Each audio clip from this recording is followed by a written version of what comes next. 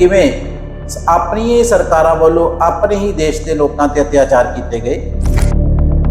ਇਹਨਾਂ ਕਾਰਨਾਂ ਕਰਕੇ ਜਿਹੜਾ ਆਪਰੇਸ਼ਨ ਬਲੂ ਸਟਾਰ ਸਰਕਾਰ ਨੂੰ ਕਰਨਾ ਪਿਆ। ਪਹਿਲੀ ਗੱਲ ਤਾਂ ਤੁਸੀਂ ਲਫ਼ਜ਼ ਜਿਹੜਾ ਆਪਰੇਸ਼ਨ ਹੈ ਨਾ, ਇਹ ਬਹੁਤ ਗਲਤ ਲਫ਼ਜ਼ ਹੈ। ਸਭ ਤੋਂ ਪਵਿੱਤਰ ਧਾਰਮਿਕ ਸਮਾਜਿਕ ਸਥਾਨ ਹੈ ਸਾਡਾ ਜੀ, ਔਰ ਉਸ ਦੇ ਉੱਤੇ ਜਾਣ ਬੁੱਝ ਕੇ ਇੱਕ ਬੜੀ ਗਿਣੀ-ਮਿਥੀ ਸਾਜ਼ਿਸ਼ ਕਨਸਪੀਰੇਸੀ ਦੇ ਅਧੀਨ ਉਹਨਾਂ ਨੇ ਅਟੈਕ ਕੀਤਾ ਇੰਡੀਅਨ ਸਟੇਟ ਨੇ। ਵੀ ਇਕੱਲੀ ਇੰਦਰਾ ਗਾਂਧੀ ਇਨਵੋਲਵ ਨਹੀਂ ਸੀ ਉਹਦੇ ਵਿੱਚ, ਉਸ ਵੇਲੇ ਦੀ ਜਿਹੜੀ ਜਨਸੰਘ ਪਾਰਟੀ ਜਾਂ ਬੀਜੇਪੀ ਪਾਰਟੀ ਸੀ ਉਹ ਵੀ 100% ਇਨਵੋਲਵ ਸੀ। ਤਾਂ ਉਸ ਦੇ ਵਿੱਚ ਉਸ ਨੇ ਸਿੱਧੇ ਤੌਰ ਤੇ ਇਹ ਗੱਲ ਐਡਮਿਟ ਕੀਤੀ ਆ ਵੀ ਮੈਂ ਇੰਦਰਾ ਗਾਂਧੀ ਨੂੰ ਪਰਸੂਏਡ ਕੀਤਾ, ਕੋਕਸ ਕੀਤਾ, ਪ੍ਰੈਸ਼ਰਾਈਜ਼ ਕੀਤਾ ਵੀ ਤੂੰ ਅਟੈਕ ਕਰ। ਇਹਦਾ ਮਤਲਬ ਕੀ ਆ ਕਿ ਉਹ ਹਿੰਦੂ ਜਿਹੜੀ ਕਮਿਊਨਿਟੀ ਦਾ ਕਮਿਊਨਲਿਜ਼ਮ ਹੈ ਉਸ ਦਾ ਕ੍ਰੈਡਿਟ ਲੈਣਾ ਚਾਹੁੰਦਾ ਸੀ LK ਅਡਵਾਨੀ, ਵੀ ਐਸਾ ਅਟੈਕ ਕਰੋ ਜਿਸ ਦੇ ਨਾਲ ਪੱਕੇ ਤੌਰ ਤੇ ਸਿੱਖੀ ਦਾ ਮਲੀਆ ਮੀਟ ਹੋਵੇ। ਵੀ ਉਹ ਦੇਖੋ ਜੀ, ਜੂਨ ਦੇ ਮਹੀਨੇ 'ਚ, ਉਸ ਤੋਂ ਪਹਿਲਾਂ ਕਈ ਮਹੀਨੇ ਪਹਿਲਾਂ ਉਹਨਾਂ ਨੇ ਇੱਕ ਰੈਪਲੀਕਾ ਬਣਾ ਕੇ, ਉਸ ਦਾ ਮਾਡਲ ਬਣਾ ਕੇ ਦਰਬਾਰ ਸਾਹਿਬ ਦਾ, ਉਸ ਦੇ ਉੱਤੇ ਮਿਲਟਰੀ ਦੀਆਂ ਐਕਸਰਸਾਈਜ਼ਸ ਕਰਾਈਆਂ ਸੀ ਕਿ ਅਸੀਂ ਅਟੈਕ ਐਸਾ ਕਰਨਾ ਜਿਸ ਦੇ ਨਾਲ ਦੁਬਾਰਾ ਤੋਂ ਸਿੱਖ ਖੜੇ ਹੀ ਨਾ ਹੋ ਸਕੇ। ਤੋ ਇਹ ਖੂਨੀ ਬਹੁਤ ਭਿਆਨਕ ਜਿਹੜੀ ਘਟਨਾ ਹੈ, ਜਿਹੜੀ ਰਸ਼ੀਆ ਸੋਵੀਅਤ ਯੂਨੀਅਨ ਦੀ ਉਸ ਵੇਲੇ ਦੀ ਸਭ ਤੋਂ ਵੱਡੀ ਜਿਹੜੀ ਬਹੁਤ ਵੱਡੀ ਏਜੰਸੀ ਸੀ, ਉਸ ਦੀ ਸਿੱਧੇ ਤੌਰ ਦੇ ਉੱਤੇ ਇਨਵੋਲਵਮੈਂਟ ਆ ਇਸ ਈਵੈਂਟ ਦੇ ਵਿੱਚ। ਜਿਹੜਾ ਇਸ ਮੁਲਕ ਦਾ ਕੋਈ ਕਹਿੰਦਾ ਕਹਾਉਂਦਾ ਸਿਆਸਤਦਾਨ ਹੋਵੇ, ਉਹਨਾਂ ਨੇ ਸਿੱਖਾਂ ਦੇ ਨਾਲ ਖੁੱਲ੍ਹ ਕੇ ਟੇਬਲ ਤੇ ਗੱਲ ਨਹੀਂ ਕੀਤੀ। 2 ਲੱਖ ਤੋਂ ਵੱਧ ਬੰਦਾ ਜੇਲ੍ਹਾਂ 'ਚ ਚਲਿਆ ਗਿਆ। ਉਹ ਕੋਈ ਤੁਹਾਡੇ ਨਾਲ ਨਿਆਂ ਨਹੀਂ ਕਰ ਸਕਦਾ। ਇਹ ਗੱਲ ਮਨਾਂ ਵਿੱਚੋਂ ਸਿੱਖਾਂ ਨੂੰ ਭੁਲਾ ਦੇਣੀ ਚਾਹੀਦੀ। ਹਾਂਜੀ, ਤੁਸੀਂ ਦੇਖ ਰਹੇ ਹੋ ਅਕਾਲ ਚੈਨਲ। ਮੈਂ ਤੁਹਾਡਾ ਆਪਣਾ ਬੇਅੰਤ ਸਿੰਘ ਟਿਆਲਾ। ਅੱਜ ਸਾਡੇ ਗੈਸਟ ਨੇ ਬਹੁਤ ਸਤਿਕਾਰਯੋਗ ਸਰਦਾਰ ਗੁਰਦਰਸ਼ਨ ਸਿੰਘ ਜੀ ਢਿੱਲੋਂ। ਗੱਲਬਾਤ ਕਰਾਂਗੇ 1984 ਬਾਰੇ, 1984 ਬਾਰੇ। ਜਦੋਂ ਜੂਨ ਦਾ ਮਹੀਨਾ ਆਉਂਦਾ ਹੈ ਤੇ ਅਕਸਰ ਹੀ ਲਗਭਗ 4 ਦਹਾਕੇ ਹੋ ਗਏ, 39 ਸਾਲ ਦਾ ਸਮਾਂ ਹੋਣ ਵਾਲਾ ਹੈ, ਔਰ ਹੁਣ ਤੱਕ ਇਹ ਅੱਲੇ ਜ਼ਖਮਾਂ ਨੂੰ ਕਿਸੇ ਨੇ ਮਲਮ ਪੱਟੀ ਨਹੀਂ ਕੀਤੀ। ਔਰ ਬਹੁਤ ਲੰਮੇ ਸਮੇਂ ਤੋਂ ਬਾਅਦ ਵੀ ਜਦੋਂ ਬਲੂ ਸਟਾਰ ਦੀ ਗੱਲ ਕਰੀਦੀ ਹੈ ਤੇ ਇੱਕ ਵਾਰ ਫੇਰ ਲੋਕ ਗੱਡੇ ਖੜੇ ਹੋ ਜਾਂਦੇ ਨੇ, ਕਿਵੇਂ ਆਪਣੀ ਹੀ ਸਰਕਾਰਾਂ ਵੱਲੋਂ ਆਪਣੇ ਹੀ ਦੇਸ਼ ਦੇ ਲੋਕਾਂ ਤੇ ਅਤਿਆਚਾਰ ਕੀਤੇ ਗਏ। ਗੱਲਬਾਤ ਕਰਦੇ ਆ ਕਿ ਇਹ ਸਾਰਾ ਜਿਹੜਾ ਬਲੂ ਸਟਾਰ ਹੋਇਆ, ਇਹਦੇ ਪਿੱਛੇ ਕਾਰਨ ਕੀ ਰਹੇ ਨੇ। ਸਭ ਤੋਂ ਪਹਿਲਾਂ ਸਰਦਾਰ ਢਿੱਲੋਂ ਸਾਹਿਬ ਜੀ ਦਾ ਸਵਾਗਤ ਕਰਦੇ ਆ, ਫਤਿਹ ਅਰਜ਼ ਕਰਦੇ ਆ। ਡਾਕਟਰ ਸਾਹਿਬ ਵਾਹਿਗੁਰੂ ਜੀ ਕਾ ਖਾਲਸਾ, ਵਾਹਿਗੁਰੂ ਜੀ ਕੀ ਫਤਿਹ। ਡਾਕਟਰ ਸਾਹਿਬ, ਬਹੁਤਿਆਂ ਨੂੰ ਭੁਲੇਖਾ ਬਹੁਤ ਹੈ ਇਸ ਗੱਲਾਂ ਦਾ, ਵੀ ਕਈ ਗੱਲਾਂ ਦੇ ਅੰਦਰ ਭੁਲੇਖੇ ਪਾਏ ਗਏ ਵੀ ਆਹ ਇਦਾਂ ਹੋਇਆ, ਇਦਾਂ ਨਹੀਂ ਸੀ ਹੋਣਾ ਚਾਹੀਦਾ। ਫਿਰ ਕਿਹਾ ਗਿਆ ਵੀ ਉਹ ਉੱਥੇ ਕਿਉਂ ਸਨ, ਹੋਰ ਗੁਰਦੁਆਰੇ ਤੇ ਵੀ ਹਮਲੇ ਹੋਏ ਗਏ। ਪਰ ਕਾਰਨ ਕੀ ਰਿਹਾ, ਵੀ ਕਿਹਨਾਂ ਕਾਰਨਾਂ ਕਰਕੇ ਜਿਹੜਾ ਆਪਰੇਸ਼ਨ ਬਲੂ ਸਟਾਰ ਸਰਕਾਰ ਨੂੰ ਕਰਨਾ ਪਿਆ? ਦੇਖੋ, ਪਹਿਲੀ ਗੱਲ ਤਾਂ ਤੁਸੀਂ ਲਫ਼ਜ਼ ਜਿਹੜਾ ਆਪਰੇਸ਼ਨ ਹੈ ਨਾ, ਇਹ ਬਹੁਤ ਗਲਤ ਲਫ਼ਜ਼ ਹੈ। ਆਪਰੇਸ਼ਨ ਪੋਜ਼ਿਟਿਵ ਲਫ਼ਜ਼ ਹੁੰਦਾ। ਸਾਨੂੰ ਕੋਈ ਤਕਲੀਫ ਆ, ਅਸੀਂ ਆਪਰੇਸ਼ਨ ਕਰਾਉਣ ਜਾਂਦੇ ਹਾਂ ਤਾਂ ਕਿ ਸਾਡੀ ਉਹ ਤਕਲੀਫ ਦੂਰ ਹੋ ਜਾਏ। ਕਦੇ ਵੀ ਅਸੀਂ ਆਪਰੇਸ਼ਨ ਨਹੀਂ ਕਰਾਇਆ ਵੀ ਸਾਨੂੰ ਐਸਾ ਜ਼ਖਮ ਲੱਗ ਜੇ ਜਿਹਦਾ ਜਿਹੜਾ ਬੇਇਲਾਜ ਹੋਵੇ। ਜੀ ਬਿਲਕੁਲ। ਅੱਜ ਜਿਹੜਾ ਸਾਡੇ ਤੇ 1984 ਦੇ ਵਿੱਚ ਘੱਲੂਘਾਰਾ ਹੋਇਆ, ਜਿਹਦੇ ਵਿੱਚ ਜਿਹੜਾ ਦਰਬਾਰ ਸਾਹਿਬ ਉਹ ਸਿੱਖੀ ਦਾ ਦਿਲ ਹੈ, ਹਾਰਟ ਆਫ ਸਿੱਖਿਜ਼ਮ ਉਸਨੂੰ ਅਸੀਂ ਕਹਿੰਦੇ ਆ, ਤੇ ਉਹ ਸਾਡਾ ਸੈਂਕਟਮ ਸੈਂਕਟੋਰਮ ਅੰਗਰੇਜ਼ੀ 'ਚ ਕਹਿੰਦੇ ਆ, ਸਭ ਤੋਂ ਪਵਿੱਤਰ ਧਾਰਮਿਕ ਸਮਾਜਿਕ ਸਥਾਨ ਹੈ ਸਾਡਾ ਜੀ। ਔਰ ਉਸ ਦੇ ਉੱਤੇ ਜਾਣ ਬੁੱਝ ਕੇ ਇੱਕ ਬੜੀ ਗਿਣੀ-ਮਿਥੀ ਸਾਜ਼ਿਸ਼ ਕਨਸਪੀਰੇਸੀ ਦੇ ਅਧੀਨ ਉਹਨਾਂ ਨੇ ਅਟੈਕ ਕੀਤਾ ਇੰਡੀਅਨ ਸਟੇਟ ਨੇ ਜੀ। ਇਹ ਗੱਲ ਮੈਂ ਸਪਸ਼ਟ ਤੌਰ ਤੇ ਕਹਿ ਦੇਣੀ ਚਾਹੁੰਦਾ ਵੀ ਇਕੱਲੀ ਇੰਦਰਾ ਗਾਂਧੀ ਇਨਵੋਲਵ ਨਹੀਂ ਸੀ ਉਹਦੇ ਵਿੱਚ, ਉਸ ਵੇਲੇ ਦੀ ਜਿਹੜੀ ਜਨਸੰਘ ਪਾਰਟੀ ਜਾਂ ਬੀਜੇਪੀ ਪਾਰਟੀ ਸੀ ਉਹ ਵੀ 100% ਇਨਵੋਲਵ ਸੀ। ਜਿਹਦੇ ਵਿੱਚ LK ਅਡਵਾਨੀ ਦੀ ਜਿਹੜੀ ਕਿਤਾਬ ਆ, ਉਹ ਬਿਲਕੁਲ LK ਅਡਵਾਨੀ ਉਸ ਦੇ ਵਿੱਚ ਕਲੀਅਰ ਲਿਖ ਰਿਹਾ, ਮਾਈ ਕੰਟਰੀ ਮਾਈ ਲਾਈਫ। ਤਾਂ ਉਸ ਦੇ ਵਿੱਚ ਉਸ ਨੇ ਸਿੱਧੇ ਤੌਰ ਤੇ ਇਹ ਗੱਲ ਐਡਮਿਟ ਕੀਤੀ ਆ ਵੀ ਮੈਂ ਇੰਦਰਾ ਗਾਂਧੀ ਨੂੰ ਪਰਸੂਏਡ ਕੀਤਾ, ਕੋਕਸ ਕੀਤਾ, ਪ੍ਰੈਸ਼ਰਾਈਜ਼ ਕੀਤਾ ਵੀ ਤੂੰ ਅਟੈਕ ਕਰ। ਮੇਰੇ ਕਹਿਣ ਤੇ ਉਸਨੇ ਅਟੈਕ ਕੀਤਾ। ਇਹਦਾ ਮਤਲਬ ਕੀ ਆ ਕਿ ਉਹ ਹਿੰਦੂ ਜਿਹੜੀ ਕਮਿਊਨਿਟੀ ਦਾ ਕਮਿਊਨਲਿਜ਼ਮ ਹੈ ਉਸ ਦਾ ਕ੍ਰੈਡਿਟ ਲੈਣਾ ਚਾਹੁੰਦਾ ਸੀ LK ਅਡਵਾਨੀ। ਇਸੇ ਤਰੀਕੇ ਨਾਲ ਹੋਰ ਵੀ ਇਸ ਕਿਸਮ ਦੀਆਂ ਜਿਹੜੀਆਂ ਹਿੰਦੁਸਤਾਨ ਦੀਆਂ ਜਿਹੜੀਆਂ ਇਹ ਨਾਜ਼ੀ ਕਿਸਮ ਦੀਆਂ ਥਿੰਕਿੰਗ ਵਾਲੀਆਂ ਪਾਰਟੀਆਂ ਸੀ ਜਾਂ ਸਿਆਸਤਦਾਨ ਸੀ, ਉਹ ਸਾਰੇ ਦੇ ਸਾਰੇ ਇਸ ਦੇ ਪਿੱਠ ਦੇ ਉੱਤੇ ਸੀ ਵੀ ਐਸਾ ਅਟੈਕ ਕਰੋ ਜਿਸ ਦੇ ਨਾਲ ਪੱਕੇ ਤੌਰ ਤੇ ਸਿੱਖੀ ਦਾ ਮਲੀਆ ਮੇਟ ਹੋ ਜਾਏ। ਇਹ ਕੋਈ ਇੰਨਾ ਛੋਟਾ ਮੋਟਾ ਅਟੈਕ ਨਹੀਂ ਸੀ, ਇਹ ਗਿਣੀ ਮਿੱਥੀ ਚਾਲ ਸੀ। ਇਹ ਗੱਲ ਕਹਿ ਦੇਣੀ ਵੀ ਉਹ ਦੇਖੋ ਜੀ ਜੂਨ ਦੇ ਮਹੀਨੇ 'ਚ, ਉਸ ਤੋਂ ਪਹਿਲਾਂ ਕਈ ਮਹੀਨੇ ਪਹਿਲਾਂ ਉਹਨਾਂ ਨੇ ਇੱਕ ਰੈਪਲੀਕਾ ਬਣਾ ਕੇ, ਉਸ ਦਾ ਮਾਡਲ ਬਣਾ ਕੇ ਦਰਬਾਰ ਸਾਹਿਬ ਦਾ, ਉਸ ਦੇ ਉੱਤੇ ਮਿਲਟਰੀ ਦੀਆਂ ਐਕਸਰਸਾਈਜ਼ਸ ਕਰਾਈਆਂ ਸੀਗੀਆਂ ਜੀ। ਲਗਾਤਾਰ ਇਹ ਪ੍ਰਕਿਰਿਆ ਚੱਲ ਰਹੀ ਸੀ ਕਿ ਅਸੀਂ ਅਟੈਕ ਐਸਾ ਕਰਨਾ ਜਿਸ ਦੇ ਨਾਲ ਦੁਬਾਰਾ ਤੋਂ ਸਿੱਖ ਖੜੇ ਹੀ ਨਾ ਹੋ ਸਕਣ। ਤੋ ਇਹ ਦੂਜੇ ਪਾਸੇ ਜਿਹੜਾ ਸਿੱਖੀ ਦਾ ਜੋ ਸਿੱਖੀਜ਼ਮ ਹੈ, ਉਸ ਦਾ ਜਿਹੜਾ ਐਪੀਸੈਂਟਰ ਹੈ, ਉਸ ਦਾ ਜਿਹੜਾ ਦਿਲ ਹੈ, ਉਸ ਦਾ ਜਿਹੜਾ ਫਾਊਂਟੇਨ ਹੈ, ਜਿੱਥੋਂ ਉੱਭਰਦਾ ਸਿੱਖੀਜ਼ਮ, ਉਹ ਸਿੱਖਾਂ ਦੀ ਮਾਨਸਿਕਤਾ ਦੇ ਵਿੱਚ ਬਹੁਤ ਜ਼ਿਆਦਾ ਉਸ ਦੀ ਰਿਸਪੈਕਟ, ਪਿਆਰ, ਸਤਿਕਾਰ, ਮਾਣ ਆ ਸਿੱਖਾਂ ਨੂੰ ਦਰਬਾਰ ਸਾਹਿਬ ਦੇ ਉੱਤੇ।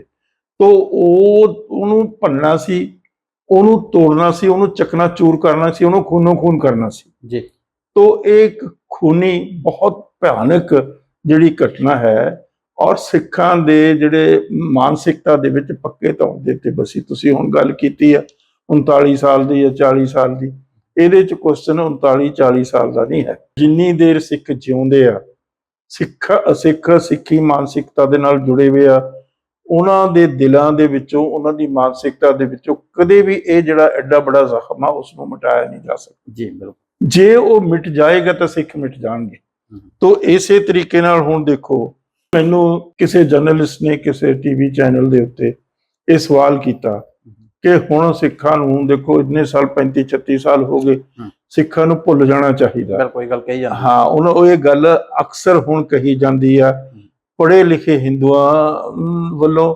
ਇਸੇ ਤਰੀਕੇ ਨਾਲ ਕੁਝ ਜਿਹੜੇ ਜਰਨਲਿਸਟ ਆ ਉਹ ਵੀ ਇਹ ਬਾਰ ਸਿੱਖਾਂ ਨੂੰ ਇਹ ਗੱਲ ਮਤਲਬ ਚਿਤਵਾਉਂਦੇ ਆ ਜੀ। ਤਾਂ ਮੈਂ ਉਹਦਾ ਜਵਾਬ ਦਿੱਤਾ ਸੀ, ਮੈਂ ਕਿਹਾ ਜੇ ਹਿੰਦੂ ਸੋਮਨਾਥ ਦੇ ਉੱਤੇ ਗੌਰੀ ਦੇ ਅਟੈਕ ਨੂੰ ਭੁੱਲ ਜਾਣਗੇ ਤਾਂ ਉਹ ਕਹਿ ਸਕਦੇ ਆ ਵੀ ਸਿੱਖ 40 ਸਾਲ ਪਹਿਲਾਂ ਹੋਇਆ ਐਡਾ ਵੱਡਾ ਅਟੈਕ, ਉਹ ਇੱਕ ਸੋਨੇ ਚਾਂਦੀ ਹੀਰੇ ਜਵਾਹਰਾਤਾਂ ਨਾਲ ਜੜਿਆ ਹੋਇਆ ਮੰਦਿਰ ਸੀ ਜਿਸ ਨੂੰ ਉਹ ਲੁੱਟਣ ਆ ਰਿਹਾ ਸੀਗਾ, ਔਰ ਲੁੱਟ ਕੇ ਲੈ ਕੇ ਗਿਆ। 19 ਹਮਲੇ ਕੀਤੇ ਉਸਨੇ ਸੋਮਨਾਥ ਮੰਦਿਰ ਦੇ ਉੱਤੇ।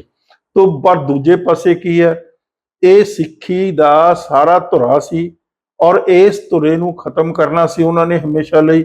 ਇਹ ਗੱਲ ਜਿਹੜੀ ਹੈ ਕਦੇ ਵੀ ਕਿਸੇ ਕੀਮਤ ਦੇ ਉੱਤੇ ਭੁਲਾਈ ਨਹੀਂ ਜਾ ਸਕਦੀ। ਹੁਣ ਦੇਖੋ ਸੋਮਨਾਥ ਦੇ ਉੱਤੇ ਹੋਏ ਹਮਲਿਆਂ ਨੂੰ ਤਾਂ ਕੀ ਹੋਇਆ, ਜਿਸ ਦਿਨ ਅੰਗਰੇਜ਼ ਇਸ ਮੁਲਕ ਨੂੰ ਛੱਡ ਕੇ ਗਏ, ਇਹਨਾਂ ਲੋਕਾਂ ਦੇ ਕੋਲ ਸਿਆਸੀ ਤਾਕਤ ਆਈ ਤਾਂ ਜਿਹੜਾ ਸਰਦਾਰ ਪਟੇਲ ਹੋਮ ਮਿਨਿਸਟਰ ਸੀ ਪਹਿਲਾਂ, ਉਹਨੇ ਪਹਿਲਾ ਕੰਮ ਜਦੋਂ ਉਹਨਾਂ ਕੋਲ ਸਿਆਸੀ ਤਾਕਤ ਆਈ, ਸੋਮਨਾਥ ਦੇ ਮੰਦਿਰ ਦੀ ਰਿਪੇਅਰ ਸ਼ੁਰੂ ਕਰਾਈ ਔਰ ਸਰਕਾਰੀ ਖਜ਼ਾਨੇ ਤੋਂ ਕਰਾਈ। ਜਿਹੜਾ ਸੈਂਟਰਲ ਗਵਰਨਮੈਂਟ ਦੇ ਖਰਚਿਆਂ ਤੋਂ, ਉਹਨਾਂ ਦੇ ਖਜ਼ਾਨੇ ਤੋਂ ਸੋਮਨਾਥ ਮੰਦਿਰ ਦੀ ਰਿਪੇਅਰ ਸ਼ੁਰੂ ਕਰਾਈ ਜੀ। ਉਹ ਇੱਕ ਆਰਡੀਨਰੀ ਮੰਦਿਰ ਹੈ, ਇਹ ਇੱਕ ਐਸ ਕਿਸਮ ਦਾ ਐਪੀਸੈਂਟਰ ਆ ਸਿੱਖਾਂ ਦਾ ਦਿਲ ਹੈ। ਇਹ Sikh, it is a heart of Sikhism. ਇਹ ਧਾਰਮਿਕ ਸਥਲ ਹੈ, ਇਸ ਦੀ ਬਹੁਤ ਵੱਡੀ ਮਹਾਨਤਾ ਹੈ ਜੀ। ਇਹ ਸਿੱਖੀ ਦਾ ਇੱਕ ਜੀਵਨ ਹੈ, ਸਿੱਖੀ ਦੀ ਇੱਕ ਮਤਲਬ ਦਿਲ ਹੈ, ਔਰ ਉਸ ਨੂੰ ਤਾਂ ਸਿੱਖ ਇਹ ਹਿੰਦੂ ਕਹਿ ਰਹੇ ਵੀ ਉਹਨੂੰ ਮਨੋਂ ਮਿਟਾ ਦਿਓ, ਤਾਂ ਤੁਸੀਂ ਤਾਂ ਕਦੇ ਵੀ ਮਤਲਬ ਨਹੀਂ ਸੋਮਨਾਥ ਦੇ ਮੰਦਿਰ ਦੇ ਜਿਹੜੇ ਅਟੈਕ ਹੋਇਆ ਉਹਨਾਂ ਨੂੰ ਭੁਲਾਇਆ, ਸਦੀਆਂ ਪਹਿਲਾਂ ਜੀ। ਤੋਂ ਇਹ ਸਾਰੀ ਗਿਣੀ ਮਿੱਥੀ, ਸੋਚੀ ਸਮਝੀ, ਵਿਚਾਰੀ ਹੋਈ ਇੱਕ ਬਹੁਤ ਵੱਡੀ ਸਾਜ਼ਿਸ਼ ਸੀ। ਔਰ ਉਹ ਸਾਜ਼ਿਸ਼ ਦੇ ਵਿੱਚ ਕਿਉਂਕਿ ਇੱਕ ਜਿਹੜਾ ਦਰਬਾਰ ਸਾਹਿਬ ਹੈ, ਇੱਕ ਸਿੱਖੀ ਦਾ ਇਸ ਕਿਸਮ ਦਾ ਸਰੋਤ ਆ ਜਿਸ ਨੇ ਲੋਕਾਂ ਨੂੰ ਜੀਵਨ ਵਰਤਣਾ, ਜਿਹੜਾ ਇਕੁਐਲਿਟੀ ਦਾ ਸਿੰਬਲ ਆ, ਜਿਸ ਨੇ ਵਰਨ ਆਸ਼ਰਮ ਧਰਮ ਦੇ ਖਿਲਾਫ ਮਤਲਬ ਇੱਕ ਬਹੁਤ ਬੜਾ ਮੀਲ ਪੱਥਰ ਹੈ। ਬਿਲਕੁਲ। ਤੋਂ ਉਸ ਦੇ ਵਿੱਚ ਇਕੱਲੇ ਹਿੰਦੁਸਤਾਨ ਦੀ ਜ਼ਹਿਨੀਅਤ ਨਹੀਂ ਸੀ, ਹਿੰਦੂ ਜ਼ਹਿਨੀਅਤ ਤਾਂ ਸੀਗੀ। ਉਸ ਤੋਂ ਇਲਾਵਾ ਵੀ ਜਿਹੜੀ ਮਾਰਗਰੇਟ ਥੈਚਰ, ਜਿਹੜੀ ਉਸ ਵੇਲੇ ਦੀ ਪ੍ਰਾਈਮ ਮਿਨਿਸਟਰ ਸੀ ਇੰਗਲੈਂਡ ਦੀ, ਉਸ ਨੇ ਪੂਰਨ ਤੌਰ ਤੇ ਉਸ ਦੇ ਵਿੱਚ ਇਨਵੋਲਵਮੈਂਟ ਸੀ। ਆ ਹੁਣ ਦੇਖੋ ਉੱਥੇ ਕੀ ਆਫ ਲੇਟ ਉਸ ਵੇਲੇ ਦੇ ਪੇਪਰ ਜਿਹੜੇ ਡੀਕੋਡ 30 ਸਾਲ ਤੋਂ ਜਿਹੜੇ ਪੁਰਾਣੇ ਪੇਪਰ ਹੁੰਦੇ ਆ, ਡਾਕੂਮੈਂਟ ਸਰਕਾਰੀ ਹੁੰਦੇ ਆ, ਉਹ ਡੀਕੋਡ ਹੋ ਜਾਂਦੇ ਆ। ਇੰਗਲੈਂਡ ਦਾ ਇਹ ਕਾਨੂੰਨ ਹੈ। ਲੇਕਿਨ ਜਦੋਂ ਆਈ ਉੱਥੇ ਮਾਰਗਰੇਟ ਥੈਚਰ ਦੇ ਰੋਲ ਦੀ ਦਰਬਾਰ ਸਾਹਿਬ ਦੇ ਵਿੱਚ, ਉਹ ਉਹਨਾਂ ਨੇ ਲੁਕੋ ਲਿਆ ਅੰਗਰੇਜ਼ਾਂ ਨੇ। ਅੱਜ ਤੱਕ ਅੰਗਰੇਜ਼ ਇਸ ਕਿਸਮ ਦਾ ਜਿਹੜਾ ਹੀਨੀਅਸ ਕ੍ਰਾਈਮ ਉਹਨਾਂ ਨੇ ਕੀਤਾ, ਹਿੰਦੁਸਤਾਨ ਦੀ ਪਿੱਠ ਦੇ ਉੱਤੇ ਆ ਕੇ ਦਰਬਾਰ ਸਾਹਿਬ ਦੇ ਸਿੱਖੀ ਦੇ ਦਿਲ ਦੇ ਉੱਤੇ ਅਟੈਕ ਕਰਨ ਦੇ ਵਿੱਚ ਉਹਨਾਂ ਦੀ ਟੋਟਲ ਇਨਵੋਲਵਮੈਂਟ ਸੀ, ਉਹਨੂੰ ਲੁਕੋ ਕੇ ਰੱਖਿਆ ਜੀ। ਉਹ ਪੇਪਰ ਡੀਕੋਡ ਨਹੀਂ ਕਰ ਰਿਹਾ, ਨਾ ਇੰਡੀਆ ਡੀਕੋਡ ਕਰ ਰਿਹਾ, ਨਾ ਉਹ ਕੋਡ ਕਰ ਰਿਹਾ। ਇਸੇ ਤਰੀਕੇ ਨਾਲ KGB ਜਿਹੜੀ ਰਸ਼ੀਆ ਸੋਵੀਅਤ ਯੂਨੀਅਨ ਦੀ ਉਸ ਵੇਲੇ ਦੀ ਸਭ ਤੋਂ ਵੱਡੀ ਜਿਹੜੀ ਬਹੁਤ ਵੱਡੀ ਏਜੰਸੀ ਸੀ, ਉਸ ਦੀ ਸਿੱਧੇ ਤੌਰ ਦੇ ਉੱਤੇ ਇਨਵੋਲਵਮੈਂਟ ਆ ਇਸ ਇਵੈਂਟ ਦੇ ਵਿੱਚ। ਤੋ ਇਹ ਗੱਲ ਐਡੀ ਛੋਟੀ ਨਹੀਂ ਹੈ, ਕਿਉਂਕਿ ਸਿੱਖਾਂ ਕੋਲ ਇੱਕ ਰਾਜ ਦਾ ਇਸ ਕਿਸਮ ਦਾ ਸੰਕਲਪ ਹੈ ਜਿਹੜਾ ਸਟੇਟਹੁੱਡ ਦੇ ਨੈਸ਼ਨਲਿਜ਼ਮ ਦੇ ਵਿਰੋਧ ਦੇ ਵਿੱਚ ਖੜਾ ਹੁੰਦਾ। ਜਦੋਂ ਅਸੀਂ ਸਰਬੱਤ ਦੇ ਭਲੇ ਦੀ ਗੱਲ ਕਰਦੇ ਹਾਂ ਤਾਂ ਉਹਦੇ ਵਿੱਚ ਯੂਨੀਵਰਸਲਿਜ਼ਮ ਆ ਜਾਂਦੀ ਹੈ। ਜਿਹੜੀ ਸਟੇਟ ਹੈ ਜਾਂ ਨੈਸ਼ਨਲਿਜ਼ਮ ਆ, ਉਹ ਕੁਝ ਟੈਰੀਟਰੀ ਦੀ ਨੂੰ ਕਾਰਵ ਆਊਟ ਕਰਕੇ ਉਸ ਦੇ ਉੱਤੇ ਮਤਲਬ ਕੀਤੀ ਜਾਂਦੀ ਹੈ। ਸਾਡਾ ਜਿਹੜਾ ਕਨਸੈਪਟ ਆ ਰਾਜ ਦਾ, ਉਹ ਨੈਸ਼ਨਲਿਜ਼ਮ ਤੇ ਜਿਹੜੀ ਸਟੇਟ ਆ ਉਸ ਤੋਂ ਉੱਪਰ ਉੱਠਦਾ। ਅਸੀਂ ਸਟੇਟ ਨੂੰ ਜਿਹੜੀ ਹੈ ਉਸ ਨੂੰ ਮਾਤਾ ਨਹੀਂ ਸਮਝਦੇ, ਮਦਰ ਨਹੀਂ ਸਮਝਦੇ। ਅਸੀਂ ਸਟੇਟ ਨੂੰ ਸਮਝਦੇ ਆ ਕ੍ਰੂਐਲਿਟੀ ਦਾ ਇੱਕ ਸਿੰਬਲ ਹੈ। ਉਹਦੇ ਨਾਂ ਦੇ ਉੱਤੇ ਕਿਸ ਕਿਸਮ ਦੇ ਜ਼ੁਲਮੋ ਸਿਤਮ ਅੱਜ ਦੁਨੀਆ ਦੇ ਵਿੱਚ ਘੱਟ ਗਿਣਤੀਆਂ ਨਾਲ ਚੌਰ ਚਫੇਰੇ ਹੋ ਰਹੇ।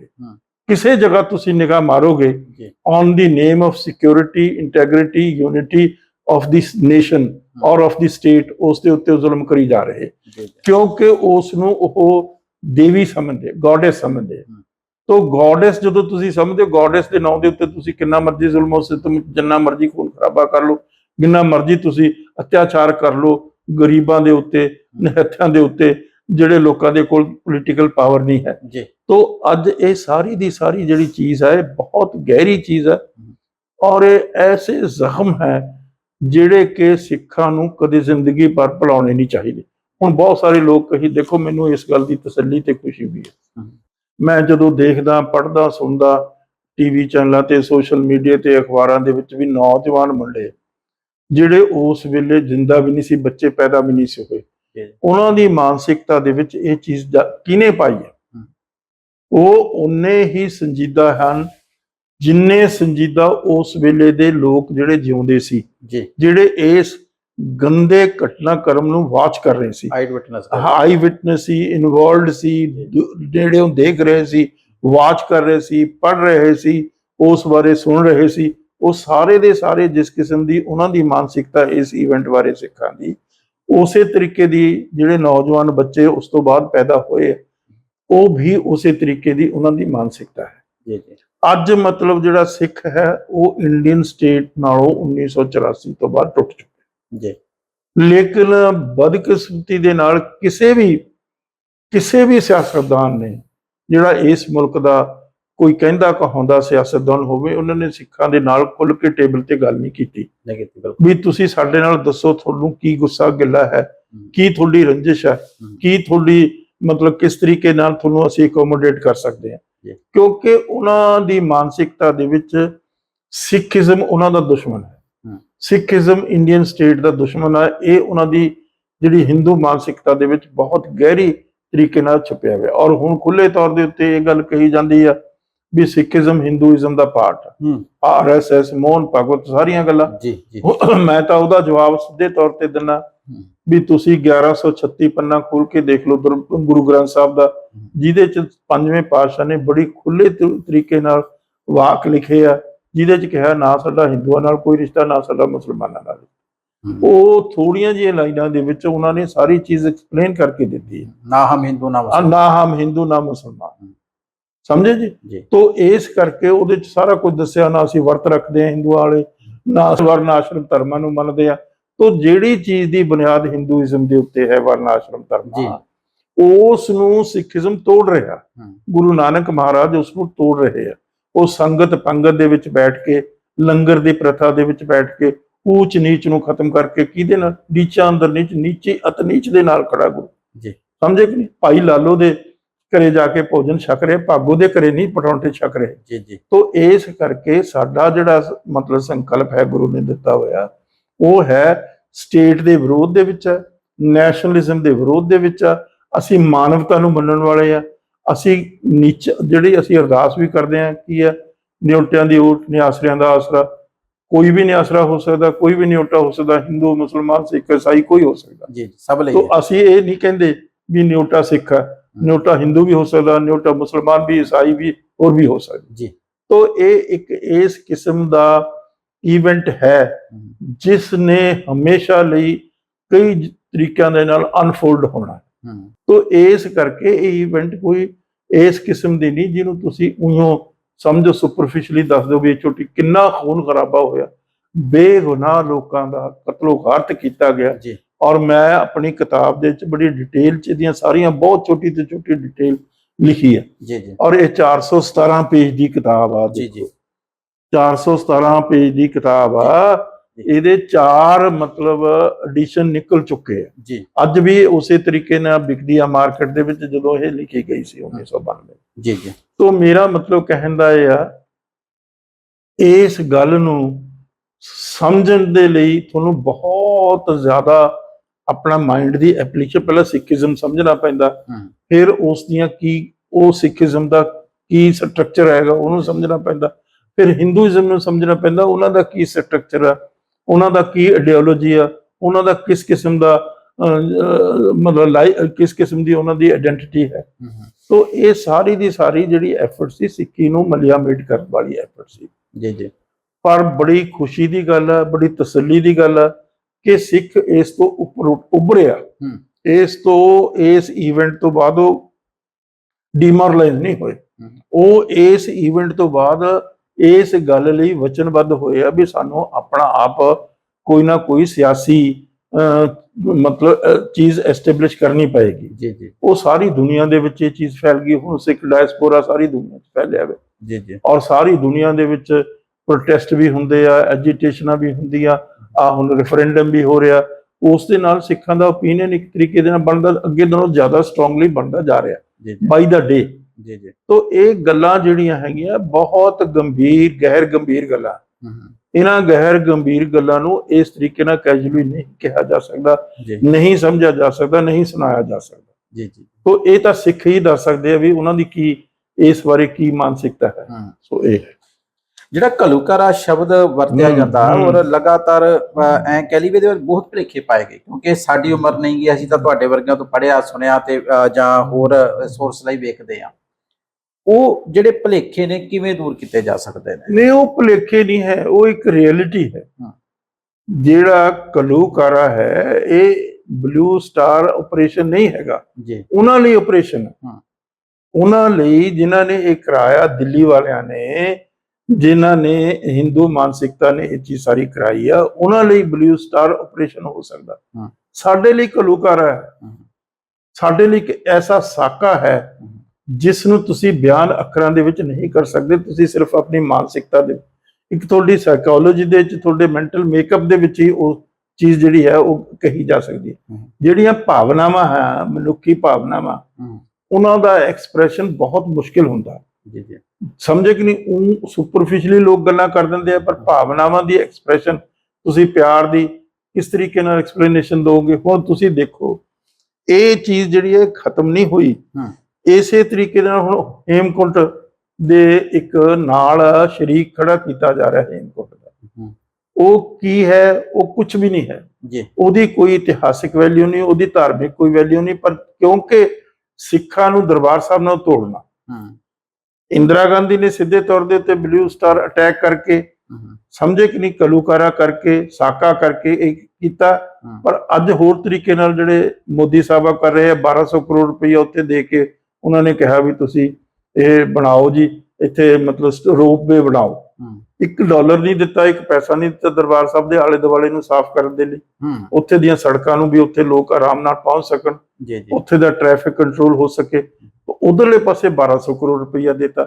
ਉਹ ਇਹੀ ਉਹਨਾਂ ਦੀ ਸਾਜ਼ਿਸ਼ ਹੈ, ਇਹੀ ਉਹਨਾਂ ਦੀ ਕਨਸਪੀਰੇਸੀ ਆ ਵੀ ਕਿਸੇ ਤਰੀਕੇ ਨਾਲ ਦਰਬਾਰ ਸਾਹਿਬ ਤੋੜ ਕੇ ਹੇਮਕੁੰਟ ਦੇ ਲੜ ਲਾ ਦਈਏ, ਉੱਥੇ ਤਪੱਸਿਆ ਕਰਨ ਲਾ ਦਈਏ, ਬਿਲਕੁਲ ਉੱਥੇ ਤੁਸੀਂ ਉਹਨਾਂ ਨੂੰ ਮਾਲਾ ਫੇਰਨ ਲਾ ਦਈਏ। ਤਾਂ ਸਾਡੀ ਜਿਹੜੀ ਰਿਲੀਜੀਅਸ ਸਿੰਬਲ ਹੈ ਮਾਲਾ ਨਹੀਂ ਹੈ, ਸਾਡਾ ਜਿਹੜਾ ਧਾਰਮਿਕ ਚਿੰਨ੍ਹ ਹੈ ਉਹ ਕਿਰਪਾਨ ਹੈ। ਉਹ ਗੁਰੂ ਨੇ ਸਾਨੂੰ ਬਖਸ਼ੀ ਹੋਈ ਹੈ, ਉਹ ਕਿਸੇ ਦੀ ਦਿੱਤੀ ਵੀ ਸਰਕਾਰਾਂ ਦੇ ਕਾਨੂੰਨਾਂ ਨੇ ਨਹੀਂ ਦਿੱਤੀ, ਉਹ ਗੁਰੂ ਦੀ ਬਖਸ਼ਿਸ਼ ਹੈ। ਉਸ ਦੇ ਨਾਲ ਅਸੀਂ ਜਿਉਣਾ, ਉਸ ਦੇ ਨਾਲ ਅਸੀਂ ਜ਼ਿੰਦਗੀ ਦੇ ਵਿੱਚ ਵਿਚਰਨਾ ਹੈ।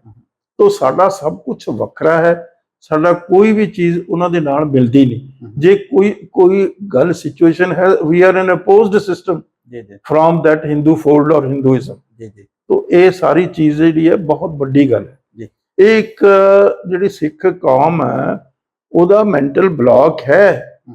ਉਸ ਮੈਂਟਲ ਬਲੌਕ ਹੁਣ ਤੁਸੀਂ ਦੇਖੋ ਕਿਸ ਤਰੀਕੇ ਨਾਲ ਇਤਿਹਾਸ ਨੂੰ ਤੋੜਨ ਦੀ ਕੋਸ਼ਿਸ਼ ਕੀਤੀ ਜਾ ਰਹੀ ਹੈ। ਸਮਝ, ਜਿਹੜੇ ਹਿੰਦੂ, ਜਿਹੜੀ ਇਸ ਵੇਲੇ ਹਿੰਦੂਤਵਾ ਫੋਰਸਿਸ ਹੈਗੀਆਂ, ਜੀ ਜੀ ਕਿਸ ਤਰੀਕੇ ਨਾਲ ਉਹ ਮਤਲਬ ਜਿਹੜੀ ਐਨਿਮਿਟੀ ਆ ਇਸਲਾਮ ਦੇ ਨਾਲ, ਮੁਸਲਮਾਨਾਂ ਦੇ ਨਾਲ, ਉਹ ਅੱਜ ਵੀ ਉਹਨਾਂ ਦੇ ਕੋਲ ਕਿਸ ਤਰ੍ਹਾਂ ਮਤਲਬ ਉਸ ਦੇ ਉੱਤੇ ਕਿਸ ਤਰੀਕੇ ਦੇ ਬੇਗੁਨਾਹ ਲੋਕਾਂ ਦੇ ਉੱਤੇ ਡਿਸਕ੍ਰਿਮੀਨੇਸ਼ਨ ਤੇ ਉਹਨਾਂ ਦੇ ਜ਼ੁਲਮ ਸਿਤਮ ਕੀਤਾ ਜਾ ਰਿਹਾ। ਔਰ ਸਿੱਖਾਂ ਨੂੰ ਇਹ ਗੱਲ ਕਹੀ ਜਾਂਦੀ ਹੈ ਵੀ ਤੁਸੀਂ ਭੁੱਲ ਜਾਓ। ਬਿਲਕੁਲ, ਹਾਂ ਜੀ, ਕਿੱਡੀ ਦੁੱਖ। ਔਰ ਇਹ ਗੱਲ ਨਾਲ ਸਿੱਖਾਂ ਦੀ ਮਾਨਸਿਕਤਾ ਨੂੰ ਝੰਜੋੜਿਆ ਜਾ ਰਿਹਾ, ਉਹਨਾਂ ਨੂੰ ਇੰਜਰ ਕੀਤਾ ਜਾ ਰਿਹਾ, ਉਹਨਾਂ ਨੂੰ ਮਤਲਬ ਇਸ ਤਰੀਕੇ ਦੇ ਨਾਲ ਮਤਲਬ ਉਹਨਾਂ ਤੇ ਅਟੈਕ ਕੀਤਾ ਜਾ ਰਿਹਾ ਤਾਂ ਕਿ ਉਹ ਹੋਰ ਦੁਖੀ ਹੋਣ। ਜੀ ਡਾਕਟਰ ਸਾਹਿਬ, ਇੱਕ ਬੜਾ ਅਹਿਮ ਸਵਾਲ ਆ ਕਿ ਅਕਸਰ ਹੀ ਜਿਹੜੇ ਸੰਤ ਬਾਬਾ ਜਰਨੈਲ ਸਿੰਘ ਖਾਲਸਾ ਭੰਡਾਰਾਂ ਵਾਲੇ ਪੰਜਾਬ ਦੇ ਮਸਲਿਆਂ ਦੀ ਗੱਲ ਕਰਦੇ, ਚੰਡੀਗੜ੍ਹ ਪਾਣੀ ਦਾ ਜਾਂ ਪੰਜਾਬੀ ਬੋਲੀ ਦੀ, ਅਨੰਦਪੁਰ ਸਾਹਿਬ ਦੇ ਮਤੇ ਦੀ ਗੱਲ ਹੁੰਦੀ ਸੀ। ਪਰ ਇੱਕ ਅਹਿਮ ਸਵਾਲ ਤੁਹਾਡੇ ਤੋਂ ਵਧੀਆ ਉਹਦਾ ਜਵਾਬ ਵੀ ਮੈਨੂੰ ਲੱਗਦਾ ਕੋਈ ਦੇ ਨਹੀਂ ਸਕਦਾ ਕਿ ਇੱਕ ਗੱਲ ਵਾਰ-ਵਾਰ ਕਹੀ ਜਾਂਦੀ ਹੈ ਵੀ ਸੰਤਾਂ ਨੂੰ ਕੀ ਲੋੜ ਸੀ ਅਕਾਲ ਤਖਤ ਸਾਹਿਬ ਚੁਣਨ ਦੀ, ਉੱਥੇ ਹੀ ਬੈਠ ਕੇ ਲੜਾਈ ਵਿੰਡਣ ਦੀ। ਇਹਦੇ ਬਾਰੇ ਕੀ ਕਹੋ? ਨਹੀਂ, ਦੇਖੋ, ਅਕਾਲ ਤਖਤ ਸਾਹਿਬ ਜਿਹੜਾ ਹੈ ਉਹ ਸਿੱਖਾਂ ਦਾ ਮਤਲਬ ਇੱਕ ਇਸ ਕਿਸਮ ਦਾ ਸਥਾਨ ਆ ਜਿੱਥੇ ਉਸ ਨੂੰ ਡਿਫੈਂਡ ਵੀ ਕਰਨਾ, ਉੱਥੇ ਉਸ ਤੇ ਬੈਠ ਕੇ ਤੁਹਾਨੂੰ ਪ੍ਰੋਟੈਕਸ਼ਨ ਵੀ ਮਿਲਣੀ ਜੀ। ਹੋਰ ਸਿੱਖ ਕਿੱਥੇ ਜਾਵੇ? ਸਿੱਖ ਦੇ ਕੋਲ ਕਿਹੜੀ ਜਗ੍ਹਾ ਜਿੱਥੇ ਜਾ ਕੇ ਉਹ ਆਪਣਾ ਡਿਫੈਂਸ ਲੈ ਸਕਦਾ? ਤੋ ਉਹ ਮੈਂ ਸਮਝਦਾ ਸੰਤ ਜਰਨੈਲ ਸਿੰਘ ਨੇ ਕੋਈ ਗਲਤੀ ਨਹੀਂ ਕੀਤੀ, ਕੋਈ ਗੁਨਾਹ ਨਹੀਂ ਕੀਤਾ। ਉਸ ਜੇ ਗੱਲ ਕੋਈ ਹੋਣੀ ਚਾਹੀਦੀ ਸੀ, ਸਰਕਾਰ ਨੇ ਡਿਸਕ੍ਰਿਮੀਨੇਸ਼ਨ ਕੀਤੀ ਪਾਣੀਆਂ ਦੇ ਉੱਤੇ, ਪਹਿਲੇ ਡਿਸਕ੍ਰਿਮੀਨੇਸ਼ਨ ਕੀਤੀ, ਧਰਮ ਯੁੱਧ ਮੋਰਚਾ ਚੱਲਿਆ, ਕਿੰਨੇ ਬੰਦੇ ਮਾਰ ਦਿੱਤੇ ਉਸ ਦੇ ਵਿੱਚ ਬੇਗੁਨਾਹ ਫੇਕ ਇਨਕਾਊਂਟਰ ਦੇ ਨਾਲ। ਫਿਰ ਉਸ ਤੋਂ ਇਲਾਵਾ ਕਿਸ ਤਰੀਕੇ ਦੇ ਨਾਲ ਲੋਕਾਂ ਤੇ ਜ਼ੁਲਮੋ ਸਿਤਮ ਜੇਲ੍ਹਾਂ 'ਚ ਸਿੱਟਤਾ। 2 ਲੱਖ ਤੋਂ ਵੱਧ ਬੰਦਾ ਜੇਲ੍ਹਾਂ 'ਚ ਚਲਿਆ ਗਿਆ। ਤੋ ਉਹ ਪੀਸਫੁਲ ਗਿਆ, ਨਾਨ ਵਾਇਲੈਂਟ ਗਿਆ। ਹਰ ਗੱਲ ਸੰਭਵ ਜਿਹੜੀ ਕਨਸਟੀਟਿਊਸ਼ਨਲ ਗੱਲ ਸੀ ਉਹ ਸਿੱਖਾਂ ਨੇ ਕੀਤੀ। ਕਿਵੇਂ ਕੀਤੀ? ਪਹਿਲਾਂ ਦੇਖੋ ਜੀ, ਉਹਨਾਂ ਨੇ ਕਿਹਾ ਵੀ ਚਲੋ ਅਸੀਂ ਮੈਮੋਰੈਂਡਮ ਦਿੰਦੇ ਆ, ਉਹ ਦਿੱਤੇ, ਉਹ ਨਹੀਂ ਸਰਕਾਰ ਨੇ ਮਨਜ਼ੂਰ ਕੀਤੇ। ਇਸੇ ਤਰੀਕੇ ਦੇ ਨਾਲ ਕੀ ਕੀਤਾ, ਉਹਨਾਂ ਨੇ ਕਿਹਾ ਵੀ ਅਸੀਂ ਨੈਗੋਸ਼ੀਏਟਿੰਗ ਟੇਬਲ ਤੇ ਜਾਣੇ। 36 ਵਾਰੀ ਗੱਲਬਾਤ ਹੋਈ, ਪਰ ਗੱਲਬਾਤ ਜਦੋਂ ਨਿਪਰੇ ਚੜ੍ਹਦੀ ਸੀ ਤਾਂ ਇੰਦਰਾ ਗਾਂਧੀ ਮੁੱਕਰ ਜਾਂਦੀ ਸੀ। ਇਹ ਕਿਹਨਾਂ ਨਾਲ ਡਾਇਲੋਗ ਹੋਏ? ਡਾਇਲੋਗ ਸਰਕਾਰ ਦੇ ਨਾਲ, ਉਸ ਵੇਲੇ ਦੀ ਇੰਦਰਾ ਗਾਂਧੀ ਦੀ ਜਿਹੜੀ ਸਰਕਾਰ ਸੀ ਉਹਨਾਂ ਨਾਲ ਗੱਲਬਾਤ ਹੋਈ, ਹਰ ਲੈਵਲ ਤੇ ਹੋਈ। ਟ੍ਰੀਪਾਰਟਾਈਟ ਵੀ ਹੋਈਆਂ, ਵੀ ਇੱਕ ਪਾਸੇ ਸਿੱਖ ਜਥੇਬੰਦੀਆਂ, ਦੂਜੇ ਪਾਸੇ ਕੀ ਕਹਿੰਦੇ ਹੁੰਦੇ ਸਰਕਾਰ ਦੇ ਨੁਮਾਇੰਦੇ, ਤੀਜੇ ਪਾਸੇ ਜਿਹੜੇ ਆਪੋਜੀਸ਼ਨ ਦੇ ਲੀਡਰ ਵੀ। ਪਰ ਹਰ ਮੌਕੇ ਤੇ ਇਹ ਗੱਲ ਆਪੋਜੀਸ਼ਨ ਦੇ ਲੀਡਰਾਂ ਨੇ ਮੰਨੀ ਆ ਵੀ ਇੰਦਰਾ ਗਾਂਧੀ ਹਰ ਵਾਰੀ ਮੁੱਕਰ ਜਾਂਦੀ ਹੈ ਗੱਲ ਕਹਿ ਕੇ। ਜੀ ਜੀ। ਤੋ ਉਹ ਇੰਦਰਾ ਗਾਂਧੀ ਦੇ ਜਾਂ ਜਿਹੜੇ ਲੋਕ ਉਸ ਵੇਲੇ ਦੇ ਕਾਰਨਕੁਨ ਸਰਕਾਰ ਚਲਾ ਰਹੇ ਸੀ, ਇੰਡੀਅਨ ਸਟੇਟ ਨੂੰ ਮਤਲਬ ਰੂਲ ਕਰ ਰਹੇ ਸੀ, ਉਹਨਾਂ ਦੀ ਇੰਟੈਂਸ਼ਨ ਗੱਲਬਾਤ ਨਿਬੇੜਨ ਦੀ ਨਹੀਂ ਸੀ। ਉਹਨਾਂ ਦੀ ਇੰਟੈਂਸ਼ਨ ਸੀ ਕਿ ਹਮੇਸ਼ਾ ਲਈ ਸਿੱਖਾਂ ਨੂੰ ਚੁੱਪ ਕਰਾ ਦਈਏ, ਸਿੱਖਾਂ ਤੇ ਇਤਨਾ ਘਾਤਕ ਹਮਲਾ ਕਰੀਏ ਕਿ ਉਸ ਤੋਂ ਬਾਅਦ ਉੱਠ ਹੀ ਨਾ ਸਕਣ। ਜੀ ਜੀ, ਇਹ ਮਤਲਬ ਸੀ। ਜੀ ਜੀ। ਹੁਣ 1984 ਦਾ ਘੱਲੂਘਾਰਾ ਹੋਇਆ, ਬਹੁਤ ਲੰਮਾ ਸਮਾਂ ਅਰਸਾ ਹੋਣ ਦੇ ਬਾਵਜੂਦ ਵੀ ਨਾ ਤੇ ਅੱਜ ਦੀਆਂ ਸਰਕਾਰਾਂ ਸੁਹਿਰਦ ਨੇ ਵੀ ਅਸੀਂ ਇਨਸਾਫ ਲੈ ਕੇ ਦਈਏ। ਜੇ ਮਨਮੋਹਨ ਸਿੰਘ ਬਣਿਆ ਤੇ ਮਾਫੀ ਸਾਡੇ ਸਿੱਖਾਂ ਤੋਂ ਦਵਾ ਦਿੱਤੀ। ਕੀ ਕਾਰਨ ਹੈ ਕਿ ਨਵੀਂ ਸਰਕਾਰ ਨੇ ਵੀ ਹੁਣ ਕੋਈ ਹਾਂ ਦਾ ਨਾਰਾ ਨਹੀਂ ਮਾਰਿਆ? ਪੰਜਾਬ ਨੂੰ ਦਬਾਉਣ ਦੇ ਲਈ ਪੈਰਾਮਿਲਟਰੀ ਫੋਰਸਸ ਤਾਂ ਇੱਥੇ ਲਾ ਦਿੱਤੀਆਂ ਗਈਆਂ। ਮੇਰੀ ਗੱਲ ਹੀ ਨਹੀਂ ਤੁਸੀਂ ਸਮਝੇ। ਮਤਲਬ ਉਹ ਕਿਵੇਂ ਕਹਿਣਗੇ ਜਿਹੜੇ ਕਰਾਉਣ ਵਾਲੇ ਆ? ਉਹਦੇ ਵਿੱਚ ਬੀਜੇਪੀ, ਮੈਂ ਤੁਹਾਨੂੰ LK ਅਡਵਾਨੀ ਦੀ ਕਿਤਾਬ ਦੀ ਐਗਜ਼ਾਮਪਲ ਦਿੱਤੀ ਹੈ, ਉਹਦੀ ਆਪਣੀ ਬਾਇਓਗ੍ਰਾਫੀ ਹੈ, ਉਹਦੀ ਐਗਜ਼ਾਮਪਲ ਦਿੱਤੀ ਹੈ। ਇੰਦਰਾ ਗਾਂਧੀ ਦੀ ਆਪਣੀ ਕਿਤਾਬ ਆ ਬਾਇਓਗ੍ਰਾਫੀ ਮਾਈ ਟਰੁਥ, ਉਸ ਦੇ ਵਿੱਚ ਉਸਨੇ ਖੁੱਲੇ ਤੌਰ ਦੇ ਉੱਤੇ ਲਿਖਿਆ ਵੀ ਮੇਰੇ ਬਾਪ ਨੇ with all the might at his command he oppose the creation of Punjabi speaking state. ਜੀ। ਤੋ ਇਹ ਸਾਰੇ ਜਿਹੜੇ ਲੋਕ ਹੈ ਜਿਨ੍ਹਾਂ ਨੇ ਸਾਰਾ ਕਾਰਾ ਕਰਵਾਇਆ, ਘੱਲੂਘਾਰਾ ਕਰਵਾਇਆ, ਸਾਕਾ ਕਰਵਾਇਆ, ਉਹ ਕਿਸ ਤਰੀਕੇ ਦੇ ਨਾਲ ਮਤਲਬ ਇਸ ਦਾ ਸੋਲੂਸ਼ਨ ਲੱਭਣਗੇ? ਜੇ ਸੋਲੂਸ਼ਨ ਲੱਭਣਾ ਸੀ ਤਾਂ ਉਦੋਂ ਪਹਿਲਾਂ ਲੱਭਿਆ ਜਾ ਸਕਦਾ ਸੀ। ਹੁੰਦਾ ਹੀ ਨਾ। ਜੀ ਜੀ। ਤੋ ਇਹ ਸਾਰੀ ਦੀ ਸਾਰੀ ਮਤਲਬ ਚੀਜ਼ ਕਰਵਾਈ ਗਈ ਆ। ਉਸ ਤੋਂ ਕਈ ਮਹੀਨੇ ਚਕਰਾਤਾ ਜਗ੍ਹਾ ਹੈਗੀ ਆ ਬਿਹਾਰ ਦੇ ਵਿੱਚ, ਉੱਥੇ ਇਹਦਾ ਮਾਡਲ ਬਣਾ ਕੇ ਦਰਬਾਰ ਸਾਹਿਬ ਦਾ ਉੱਥੇ ਐਕਸਰਸਾਈਜ਼ਸ ਕਰਾਈਆਂ ਗਈਆਂ। ਉਸ ਤੋਂ ਪਹਿਲਾਂ ਮਾਰਗਰੇਟ ਥੈਚਰ ਨੇ ਆਪਣੇ ਬੰਦੇ ਭੇਜੇ ਇੱਥੇ। ਉਹਦੀ ਰੈਕੀ ਕਰਾਈ ਹੈ ਸਾਰੇ ਦਰਬਾਰ ਸਾਹਿਬ ਦੀ, ਕਿਵੇਂ ਹਮਲਾ ਕਰੀਏ, ਕਿਵੇਂ ਅਟੈਕ ਕਰੀਏ, ਕਿੱਧਰੋਂ ਹੋਵੇ। ਉਹਨੇ ਹੈਲੀਕਾਪਟਰ ਭੇਜੇ ਆ ਮਾਰਗਰੇਟ ਥੈਚਰ ਨੇ। ਜੀ ਜੀ ਔਰ ਉਸ ਤੋਂ ਬਾਅਦ ਬਹੁਤ ਬੜੀ ਡੀਲ ਹੋਈ ਹੈ ਕਿ ਇੰਡੀਅਨ ਸਟੇਟ ਨੇ ਬਹੁਤ ਮਹਿੰਗੇ ਹੈਲੀਕਾਪਟਰ ਜਿਹੜੇ ਬੇਕਾਰ ਸੀ ਉਹ ਖਰੀਦੇ ਆ ਇੰਗਲੈਂਡ ਤੋਂ ਇਹ ਸਾਰੀਆਂ ਚੀਜ਼ਾਂ ਅੱਜ ਵੀ ਉਸੇ ਤਰੀਕੇ ਨਾਲ ਹੋ ਰਹੀ ਹੈ। ਹੁਣ ਜੇ ਕੋਈ ਸਰਕਾਰ ਸਚਾਈ ਤੇ ਪਹੁੰਚਣਾ ਚਾਹੁੰਦੀ ਹੈ ਤਾਂ ਫਿਰ ਅਨਫੋਲਡ ਕਰੇ ਉਸ ਵੇਲੇ ਦੇ ਪੇਪਰ, ਜੀ ਜੀ ਉਹ ਕੱਢ ਕੇ ਲਿਆਉਣ। ਇੰਡੀਅਨ ਸਟੇਟ ਵੀ ਲਿਆਵੇ, ਇੰਗਲੈਂਡ ਵੀ ਲਿਆਵੇ, ਰਸ਼ੀਆ ਵੀ ਲੈ ਕੇ ਆਵੇ। ਉਹ ਕਿਉਂ ਨਹੀਂ ਲਿਆਉਂਦੇ? ਜੀ ਬਿਲਕੁਲ। ਦੁਨੀਆ ਦੀ ਕੋਈ ਵੀ ਜਿਹੜੀ ਐਸਟੈਬਲਿਸ਼ਮੈਂਟ ਹੈ ਉਹ ਸਿੱਖਾਂ ਦਾ ਜਿਹੜਾ ਬਹੁਤ ਸੇਕ੍ਰੇਡ ਮਤਲਬ ਰਾਜ ਦਾ ਸੰਕਲਪ ਹੈ, ਜਿਹੜਾ ਇਕੁਐਲਿਟੀ ਤੇ ਬੇਸਡ ਹੈਗਾ, ਜਿਹੜਾ ਇਨਸਾਨੀਅਤ ਕਦਰਾਂ ਕੀਮਤਾਂ ਦੀ ਮਤਲਬ ਕਦਰ ਕਰਦਾ, ਜਿਹੜਾ ਪਲੂਰਲਿਜ਼ਮ ਨੂੰ ਬਿਲੀਵ ਕਰਦਾ, ਉਸ ਦੇ ਹੱਕ ਵਿੱਚ ਨਹੀਂ। ਉਹਨਾਂ ਨੇ ਹਰ ਜਗ੍ਹਾ ਦੇ ਉੱਤੇ ਜਿਹੜੀ ਵੱਧ ਗਿਣਤੀ ਆ, ਮੈਜੋਰਿਟੀ ਕਮਿਊਨਿਟੀ ਆ, ਉਹਨੇ ਮਾਈਨੋਰਟੀਜ਼ ਦੇ ਉੱਤੇ ਡਿਸਕ੍ਰਿਮੀਨੇਸ਼ਨ ਵੀ ਕਰਨੀ ਆ, ਉਹਨਾਂ ਤੇ ਜ਼ੁਲਮੋ ਸਿਤਮ ਵੀ ਕਰਨਾ, ਉਹਨਾਂ ਤੇ ਧੱਕੇ ਵੀ ਕਰਨੇ ਆ, ਉਹਨਾਂ ਨੂੰ ਉਹਨਾਂ ਦੇ ਹੱਕ ਵੀ ਨਹੀਂ ਦੇਣੇ। ਤੋਂ ਇਸ ਕਰਕੇ ਸਾਡੀ ਜਿਹੜਾ ਸੰਕਲਪ ਹੈ, ਅਸੀਂ ਜਦੋਂ ਰਾਜ ਕੀਤਾ ਸਿੱਖਾਂ ਨੇ 60-70 ਸਾਲ ਰਾਜ ਕੀਤਾ, 40 ਸਾਲ ਤਾਂ ਰਣਜੀਤ ਸਿੰਘ ਦਾ ਰਾਜ, ਔਰ ਰਣਜੀਤ ਸਿੰਘ ਦਾ ਰਾਜ ਨਹੀਂ, ਉਹ ਗੁਰੂ ਗ੍ਰੰਥ ਸਾਹਿਬ ਦੀਆਂ ਕਦਰਾਂ ਕੀਮਤਾਂ ਤੇ ਕੀਤਾ ਹੋਇਆ ਰਾਜ, ਜਿਸ ਦੇ ਨਾਲ ਕਿਸੇ ਨਾਲ ਕੋਈ ਧੱਕਾ ਨਹੀਂ ਕੀਤਾ, ਕਿਸੇ ਦਾ ਮੰਦਿਰ, ਕਿਸੇ ਦੀ ਮਸਜਿਦ ਨਹੀਂ ਢਾਈ ਗਈ, ਬਲਕਿ ਉਹਨਾਂ ਨੂੰ ਰਿਪੇਅਰ ਕਰਾਈ ਗਈ ਹੈ। ਸੁਨਹਿਰੀ ਮਸਜਿਦ ਸੀਗੀ ਲਾਹੌਰ ਦੇ ਵਿੱਚ, ਜਿਹੜੀ ਮਹਾਰਾਜਾ ਰਣਜੀਤ ਸਿੰਘ ਨੇ ਸਰਕਾਰੀ ਪੈਸੇ ਦੇ ਕੇ ਉਸ ਨੂੰ ਰਿਪੇਅਰ ਕਰਾਇਆ। ਮੰਦਿਰਾਂ ਨੂੰ ਵੀ ਉਸੇ ਤਰੀਕੇ ਨੇ ਸੋਨਾ ਚਾਂਦੀ ਦਾ ਦਾਨ ਦਿੱਤਾ ਜਿਸ ਤਰ੍ਹਾਂ ਗੁਰਦੁਆਰਿਆਂ ਨੂੰ ਦਿੱਤਾ। ਤੋਂ ਇਹ ਸਾਰੀ ਦੀ ਸਾਰੀ ਬਹੁਤ ਉੱਚੀ ਸੰਕਲਪ ਹੈ। ਤੋਂ ਅੱਜ ਦੀਆਂ ਜਿਹੜੀਆਂ ਸਰਕਾਰਾਂ, ਉਹਨਾਂ ਨੇ ਮਤਲਬ ਘੱਟ ਗਿਣਤੀਆਂ ਨੂੰ ਕ੍ਰਸ਼ ਕਰਨਾ, ਉਹਨਾਂ ਦੇ ਉੱਤੇ ਤਸ਼ੱਦਦ ਕਰਨਾ, ਉਹਨਾਂ ਤੇ ਜ਼ੁਲਮ ਸਿਤਮ ਕਰਨਾ, ਉਹਨੂੰ ਉਹਨਾਂ ਦਾ ਬਣਦਾ ਹੱਕ ਨਹੀਂ ਦੇਣਾ। ਤੋਂ ਇਸ ਕਰਕੇ ਸਾਡੀ ਉਹਨਾਂ ਦੇ ਨਾਲ ਵਿਰੋਧਤਾ ਰਹੇਗੀ। ਸਾਡੀ ਵਿਰੋਧਤਾ ਰਹੇਗੀ ਕਿਉਂਕਿ ਸਾਡੇ ਸੰਕਲਪ ਬਹੁਤ ਉੱਚੇ ਆ, ਸੁੱਚੇ ਆ, ਬਰਾਬਰਤਾ ਤੇ ਆਧਾਰਿਤ ਹੈਗੇ। ਗਰੀਬਾਂ ਦੇ ਉੱਤੇ ਜਿਹੜਾ ਜ਼ੁਲਮ ਸਿਤਮ ਆ ਉਸ ਦੇ ਅਗੇਂਸਟ ਆ। ਡਾਕਟਰ ਸਾਹਿਬ, ਇੱਕ ਲਾਸਟ ਸਵਾਲ ਹੋ ਰਿਹਾ ਕਿ ਘੱਲੂਘਾਰੇ ਹੋਣ ਤੋਂ ਬਾਅਦ ਬਹੁਤ ਸਾਰਾ ਇਹ ਤੋਂ ਸਿੱਖਿਆ ਜਾਂਦਾ ਵੀ ਗਾਂ ਕਿਵੇਂ ਤੁਰਿਆ ਜਾਵੇ। ਜਿਵੇਂ ਇੱਕ ਮਤ ਤੁਸੀਂ ਇਸ਼ਾਰਾ ਵੀ ਦਿੱਤਾ ਕਿ ਅੱਜ ਵੀ ਘੱਲੂਘਾਰਾ ਹੋ ਰਿਹਾ, ਜਿਹਨੂੰ ਸਾਇਲੈਂਟ ਘੱਲੂਘਾਰਾ ਕਹਿੰਦੇ, ਲਗਾਤਾਰ ਹੋ ਰਿਹਾ। ਤੁਸੀਂ ਇਹ ਗੱਲ ਕਹੀ, ਬਹੁਤ ਵੱਡੀ ਗੱਲ ਆ। ਔਰ ਇਸ ਘੱਲੂਘਾਰੇ ਤੋਂ ਬਾਅਦ ਹੁਣ ਸਿੱਖਾਂ ਨੂੰ ਕਿਵੇਂ ਦੀ ਕੋਈ ਆਪਣੀ ਸਟ੍ਰੈਟਜੀ ਅਪਣਾਉਣੀ ਚਾਹੀਦੀ ਹੈ? ਕਿਉਂਕਿ ਹੁਣ ਤੱਕ ਭਾਵੇਂ ਉਹ ਸਰਕਾਰਾਂ ਬਦਲਦੀਆਂ ਰਹੀਆਂ, ਅਕਾਲੀਆਂ ਨੇ ਵੀ ਰਾਜ ਕੀਤਾ, ਅਖੌਤੀ ਸਰਕਾਰ, ਪੰਥਕ ਸਰਕਾਰ ਨੇ, ਹੁਣ ਨਵਾਂ ਧੜਾ ਵੀ ਆ ਗਿਆ, ਪਰ ਸਿੱਖਾਂ ਦੇ ਹਾਲਾਤ ਪੰਜਾਬ ਵਿੱਚ ਉਦਾਂ ਦੀ ਨੇ, ਹਾਲੇ ਕੋਈ ਜ਼ਿਆਦਾ ਸੁਧਰੇ ਨਹੀਂ ਗਏ। ਦੇਖੋ, ਜਿਹੜੀ ਸਟੇਟ ਦੀ ਪਾਲਿਸੀ ਹੁੰਦੀ ਹੈ ਨਾ, ਬਦਲਦੀ ਨਹੀਂ ਜੀ। ਜਿਹੜੀ ਜੋ ਵੀ ਸਟੇਟ ਦੇ ਪਾਲਿਸੀ ਪ੍ਰੋਗਰਾਮ ਆ, ਉਹ ਲੈਜਿਸਲੇਚਰ ਚ ਨਹੀਂ ਡਿਸਾਈਡ ਹੁੰਦੇ, ਉਹ ਰਾਹ ਡਿਸਾਈਡ ਕਰਦੀ ਆ ਜੀ। ਸਮਝੇ ਕਿ ਨਹੀਂ? ਜਿਸ ਤਰ੍ਹਾਂ ਅਮਰੀਕਾ ਦੇ ਪੈਂਟਾਗਨ ਡਿਸਾਈਡ ਕਰਦਾ, ਨਾ ਕਿ ਸੈਨੇਟ ਤੇ ਹਾਊਸ ਆਫ ਰਿਪਰੈਜ਼ੈਂਟੇਟਿਵ। तो वो पॉलिसी प्रोग्राम बदलते नहीं, चाहे अज ए पार्टी आ जाए, चाहे बी पार्टी आ जाए, चाहे सी पार्टी आ जाए। हुण मैं तुहानूं हिंदुस्तान की एग्जाम्पल दे देना। कांग्रेस तो बाद बीजेपी आई, बीजेपी दे नाल ही हुण एक होर आम पार्टी दा केजरीवाल, ले केजरीवाल आ जाए, वो सिखां दे उत्ते वो जुल्म करू जिहड़े उन्हां ने अज तक सुने भी। समझे कि नहीं? तो कोई तुहाडे नाल न्याय नहीं कर सकता। एक गल मनां विचों सिखां नूं भुला देनी चाहिए।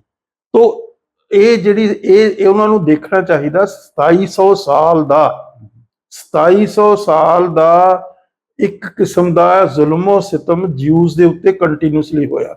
ਸਿੱਖਾਂ ਦੀ ਤਾਂ ਉਮਰ ਹੀ 550 600 ਸਾਲ ਦੀ ਹੈ। ਉਹਨਾਂ ਨੇ 2700 ਸਾਲ ਮਤਲਬ ਜ਼ੁਲਮੋ ਸਿਤਮ, ਅਤਿਆਚਾਰ, ਮਤਲਬ ਕੀ ਤੇ ਕੀ ਨਹੀਂ, ਗੈਸ ਚੈਂਬਰਾਂ ਚ ਪਾ ਕੇ ਉਹ ਸਾੜੇ। ਤਾਂ ਬਹੁਤ, ਮੈਂ ਤੁਹਾਨੂੰ ਇੱਕ ਛੋਟੀ ਜਿਹੀ ਐਗਜ਼ਾਮਪਲ ਦੱਸਦਾ। ਕਿਸੇ ਜਗ੍ਹਾ ਜਿਊਜ਼ ਇਕੱਠੇ ਹੋਏ, ਉਹਨਾਂ ਨੇ ਕਿਹਾ ਵੀ ਆਪਾਂ ਦੇਖੀਏ ਵੀ ਇਹ ਦੱਸੋ, ਉੱਥੇ ਸਵਾਲ ਹੋ ਗਿਆ ਵੀ ਤੁਹਾਡਾ ਦੁਸ਼ਮਣ ਕੌਣ ਆ। ਤਾਂ ਬੱਚਿਆਂ ਨੂੰ ਉਹਨਾਂ ਨੇ ਪੁੱਛਿਆ, ਛੋਟੇ ਬੱਚਿਆਂ ਨੂੰ, ਤਾਂ ਉਹਨਾਂ ਨੇ ਜਿਹੜੇ ਛੋਟੇ ਬੱਚੇ ਸੀ ਉਹ ਐਕਸਪੈਕਟ ਕਰਦੇ ਸੀ ਵੀ ਉਹ ਕਹਿਣਗੇ ਹਿਟਲਰ ਸਾਡਾ ਦੁਸ਼ਮਣ ਆ, ਨਾਜ਼ੀ ਸਾਡੇ ਦੁਸ਼ਮਣ ਆ। ਸਮਝੇ ਕਿ ਨਹੀਂ? ਤਾਂ ਉਹਦੇ ਵਿੱਚੋਂ ਬੱਚਿਆਂ ਨੇ ਇਹ ਕਿਹਾ ਵੀ ਆਹ ਜਿਹੜੇ ਬੁੜੇ ਬੈਠੇ ਆ ਨਾ, ਇਹ ਸਾਡੇ ਦੁਸ਼ਮਣ, ਇਹਨਾਂ ਨੇ ਸਾਡੇ ਤੇ ਅਤਿਆਚਾਰ ਕਰਾਇਆ। ਅੱਜ ਜਿਹੜੀ ਜੋ ਗੱਲ ਹੈ, ਕਿੱਡੀ ਵੱਡੀ ਗੱਲ ਹੈ, ਕਿੱਡੀ ਮਤਲਬ ਉਸ ਨੂੰ ਸਮਝਣ ਵਾਲੀ, ਵਿਚਾਰਨ ਵਾਲੀ ਗੱਲ ਹੈ। ਸਾਡੇ ਤੇ ਬਹੁਤਾ ਸਾਰਾ ਜਿਹੜਾ ਜ਼ੁਲਮ ਸਿਤਮ ਹੋਇਆ ਉਹ ਕਿਹਨਾਂ ਰਾਹੀਂ ਕਰਾਇਆ ਗਿਆ? ਉਹ ਸਾਡੇ ਆਪਣੇ ਲੀਡਰਾਂ ਰਾਹੀਂ ਕਰਾਇਆ। ਜੀ ਬਿਲਕੁਲ। ਉਹ ਸੈਂਟਰ ਨੂੰ ਮਤਲਬ ਸੈਂਟਰ ਨੇ ਉਹਨਾਂ ਨੂੰ ਇਸਤੇਮਾਲ ਕੀਤਾ। ਅੱਜ ਵੀ ਉਹੀ ਹੋ ਰਿਹਾ। ਜੀ ਜੀ ਅੱਜ ਜੇ ਭੁਲੇਖਾ ਕਿਸੇ ਨੂੰ ਇਹ ਹੈ ਵੀ ਭਗਵੰਤ ਮਾਨ ਸਾਡਾ ਲੀਡਰ ਆ, ਉਹ ਬਿਲਕੁਲ ਭੁਲੇਖੇ ਵਿੱਚ ਆ, ਉਹ ਸੁਪਨੇ ਵਿੱਚ ਆ।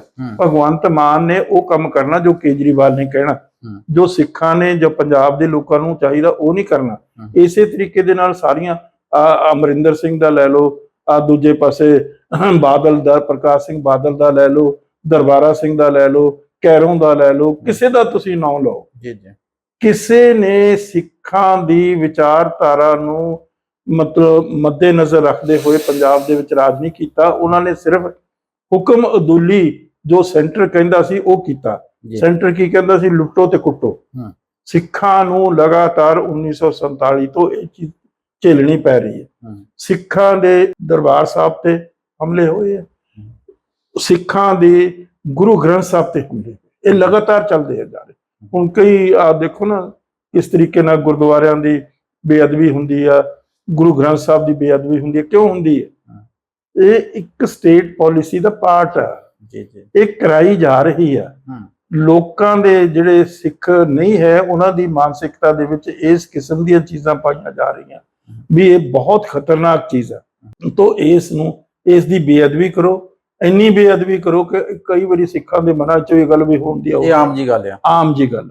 ਤੋਂ ਇਹ ਸਾਰੀ ਦੀ ਸਾਰੀ ਚੀਜ਼ ਇੱਕ ਪਾਰਟ ਆਫ ਪਾਲਿਸੀ, ਜਿਹੜੀ ਇੱਕ ਸੈਟਲਡ ਪਾਲਿਸੀ ਆ, ਜਿਹੜੀ 1947 ਤੋਂ ਲਗਾਤਾਰ ਸਾਡੇ ਤੇ ਚਾਲੂ ਹੈ ਔਰ ਚਾਲੂ ਰਹੇਗੀ।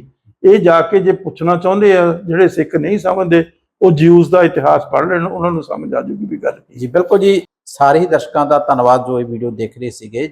ਸਤਿਕਾਰਯੋਗ ਡਾਕਟਰ ਗੁਰਦਰਸ਼ਨ ਸਿੰਘ ਢਿੱਲੋਂ ਜੀ ਨਾਲ 1984 ਦਾ ਜੋ ਘੱਲੂਘਾਰਾ ਹੋਇਆ, ਸਿੱਖਾਂ ਦੇ ਉੱਤੇ ਜ਼ੁਲਮ ਸਿਤਮ ਹੋਇਆ ਔਰ ਸਾਡੇ ਹੀ ਇਤਿਹਾਸਿਕ ਦਿਹਾੜਿਆਂ ਨੂੰ ਇੱਕ ਨਿਸ਼ਾਨਾ ਬਣਾ ਕੇ ਅਣਤਸ਼ੱਦਦ ਕੀਤਾ ਗਿਆ ਔਰ ਬਹੁਤ ਨਾ ਭੁੱਲਣਯੋਗ ਹੈ ਔਰ ਕਦੀ ਭੁੱਲਿਆ ਵੀ ਨਹੀਂ ਜਾ ਸਕਦਾ। ਔਰ ਜਦੋਂ ਆਪਣੀਆਂ ਕੌਮਾਂ ਆਪਣਾ ਇਤਿਹਾਸ ਭੁੱਲ ਜਾਂਦੀਆਂ ਨੇ ਤੇ ਅੰਤ ਨੂੰ ਖਤਮ ਹੋ ਜਾਂਦੀਆਂ ਨੇ। ਸੋ 1984 ਦਾ ਜਿਹੜਾ ਘੱਲੂਘਾਰਾ ਹੈ ਇਹ ਸਰਕਾਰਾਂ ਵੱਲੋਂ ਔਰ ਉਹਨਾਂ ਲੋਕਾਂ ਤੇ ਕਰਾਇਆ ਗਿਆ ਜਿਹੜੇ ਸੱਚਮੁੱਚ ਉਹਨਾਂ ਨੂੰ ਇਹ ਲੱਗਦੇ ਨੇ ਕਿ ਪੰਜਾਬ ਵਿੱਚ ਰਹਿਣ ਵਾਲੇ ਲੋਕ ਅੱਤਵਾਦੀ ਨੇ, ਜਾਂ ਕਹਿ ਲਈਏ ਕਿ ਇਹ ਪੰਜਾਬ ਦੇ ਲੋਕ ਸਾਡੇ ਹੱਕ ਮੰਗਦੇ ਨੇ, ਇਹਨੂੰ ਹੱਕ ਨਹੀਂ ਦੇਣਾ। ਸੋ ਗੱਲਬਾਤ ਕਰਦੇ ਰਵਾਂਗੇ ਅਗਲੇ ਪ੍ਰੋਗਰਾਮ ਵਿੱਚ। ਸਰਦਾਰ ਗੁਰਦਰਸ਼ਨ ਸਿੰਘ ਢਿੱਲੋਂ ਜੀ ਦਾ ਧੰਨਵਾਦ ਕਰਦੇ ਆ। ਜੁੜੇ ਰਹੋ ਅਕਾਲ ਚੈਨਲ ਦੇ ਨਾਲ। ਵਾਹਿਗੁਰੂ ਜੀ ਕਾ ਖਾਲਸਾ, ਵਾਹਿਗੁਰੂ ਜੀ ਕੀ ਫਤਿਹ।